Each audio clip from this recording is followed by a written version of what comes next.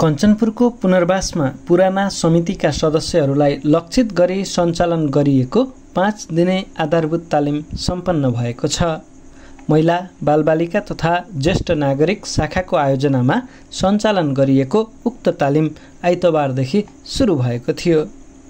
तालिम समापन समारोहमा बोल्दै पुनर्वास नगरपालिकाका नगर उपप्रमुख भुलिया कुमारी राणाले सहभागीहरूलाई तालिममा सिकेका सिपहरू व्यवहारमा उतारी समुदायको हितमा प्रयोग गर्न आग्रह गर्नुभयो।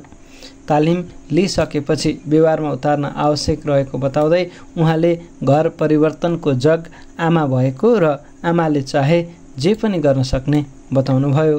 पछिल्लो समय छोराछोरीहरू कुलतमा फस्ने क्रम बढ्दै गएको र सो न्यूनीकरणका लागि महिला समूहको भूमिका अपरिहार्य रहने उहाँले बताउनुभयो।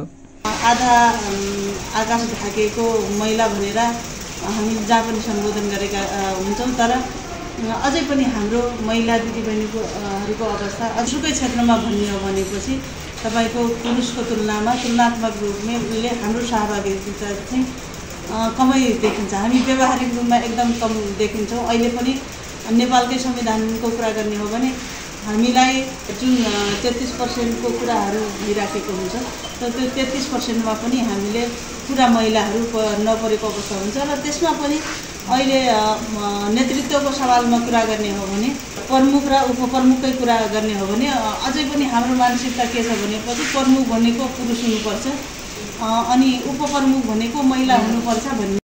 तालिममा सहभागी समितिका सदस्यहरूलाई नेतृत्व विकास, संस्थागत सञ्चालन, वित्तीय व्यवस्थापन र सामाजिक समावेशीकरण सम्बन्धी आधारभूत सिपहरू प्रदान गरिएको शाखाले जनाएको छ। पुरानो समितिका सदस्यहरूलाई आधारभूत तालिम 5 दिने भनेर सञ्चालन गर्यौँ होइन।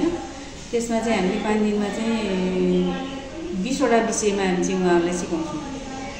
महिला विकास कार्यक्रमको उद्देश्य के हो होइन, समूहलाई कसरी गतिशीलतामा लैजानुपर्छ अथवा समूह कसरी सक्रिय बनाउनुपर्छ, बचतका कुराहरू भए, बैठक लेखन अभ्यासका कुराहरू भए होइन, त्यसै गरेर बचत परिचालन तथा अभिलेख ब्याज गणना अभिलेखका कुराहरू भए, बचतको कसरी चाहिँ ब्याजहरूको हिसाब किताब गर्ने भन्ने कुराहरू भए होइन, त्यसै गरेर जेन्डरको कुरा भए, लिङ्ग लैङ्गिकताहरू भए, त्यसै गरेर चाहिँ हामीले चाहिँ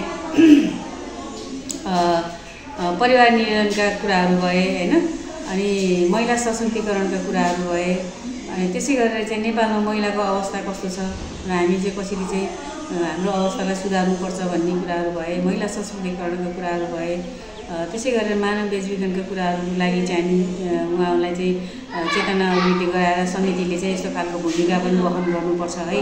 हाम्रो समाजमा मानव बेचबिखन, तस्करी, यौन दुर्व्यवहारहरू धेरै फैलिरहेको अवस्था छ, चुनौतीको विषयहरू छ होइन।